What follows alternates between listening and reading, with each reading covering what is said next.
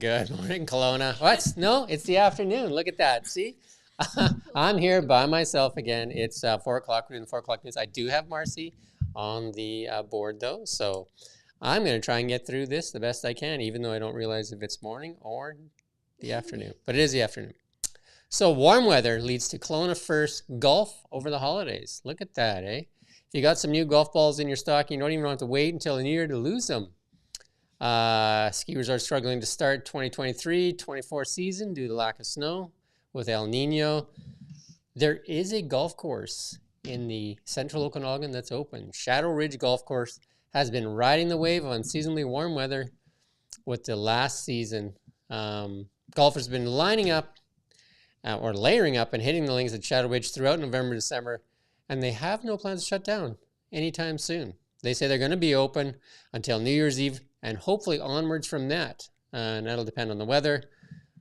Due to lack of daylight, though, the course has been sending out all golfers on a shotgun start at 11:30 a.m. as long as there isn't too much frost on the ground. It costs about $55 to play 18 holes, $35 for 9. No power carts, though. You can definitely rent a pull cart. And if it is cooler out there, they do have a simulator that you can play indoors. So they rent that for 4 people, about $50 an hour. And here's a story that is definitely kind of the story of our time right now. Kelowna residents up to their eyeballs in debt. Another top 10 list that Kelowna doesn't want to be on, and yet we own number 6 spot on the 2023 list of cities with the highest consumer debt per capita, with a whopping $112,000 and $334 owed per person. That's just scary.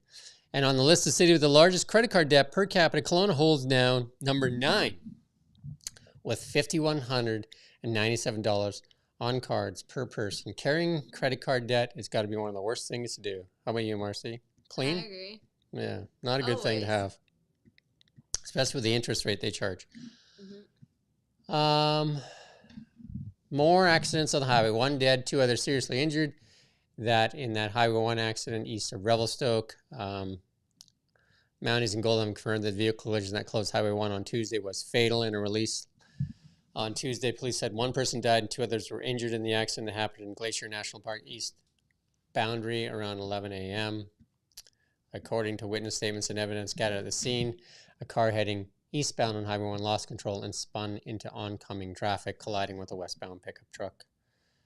Highway 3 closed north of Karameas due to a vehicle incident. Vehicle collision is closed. Highway 3A north of Karameas Wednesday afternoon. Drive BC says the highway is closed in both directions at Stagecoach Road. Crews are on scene and assessment is in progress. A detour is available via Highway 3 to Highway 97 up through Soyuz, Oliver, and Penticton. They expect to update again at 4:30. Again, check Drive BC if you're heading out anytime in the winter, and make sure you're prepared for winter driving.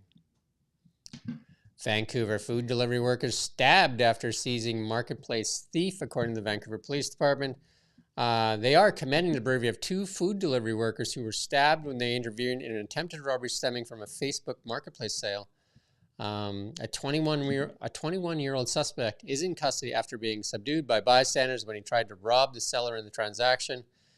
The incident happened around 7:40 p.m. on Tuesday at the Olympic Village neighborhood when the 36-year-old seller was meeting a buyer for an in-person exchange. The transaction turned violent when the buyer attacked the seller with pepper spray and tried to flee with the item.